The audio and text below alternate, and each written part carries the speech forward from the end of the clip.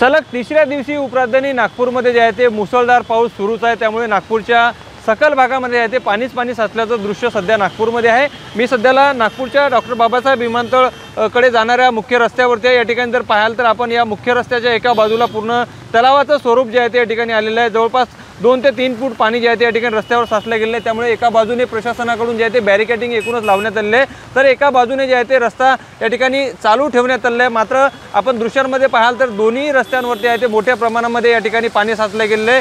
हेडगेवार चौक परिसर हा आहे आणि या ठिकाणी एका बाजूने वाहतूक सुरू ठेवलेली आहे, परंतु या ठिकाणी देखील मोठ्या प्रमाणात पाणी साचले गेल्यामुळे देखील विमानतळावर ये जा करणाऱ्या वाहनांची मोठी कोंडी जी आहे ते या ठिकाणी होताना पाहायला मिळते। लांबत लांब रांगा जे आहे ते या ठिकाणी दृश्यांमध्ये जर पाहाल तर या ठिकाणी विमानतळावर जाणाऱ्या आणि येणाऱ्या वाहनांची या ठिकाणी दृश्यांमध्ये आपण पाहू शकतो। त्यामुळे एकीकडे जून महिना संपल्यानंतर सुद्धा नागपूरमध्ये जे आहे ते समाधानकारक पाऊस झालेला नव्हता, मात्र आता सध्याला जे आहे ते सुरू असलेल्या मुसळधार पावसामुळे एकूणच समाधान देखील व्यक्त केलं जातोय। मात्र या सतत येणाऱ्या मुसळधार पावसामुळे नागपूर शहरातील काही भागातील घरामध्ये देखील पाणी साचल्याचं दृश्य आहे, तर शेती पिकाचं देखील मोठ्या प्रमाणामध्ये जे आहे ते या ठिकाणी नुकसान होतोय, तर शहरामध्ये वाहतूक कोंडी देखील निर्माण होते आहे, त्याचा त्रास देखील या ठिकाणी सहन करावा लागत आहे।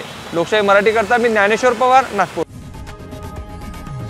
लोकशाही मराठी ऐका, पहा, जागरूक रहा।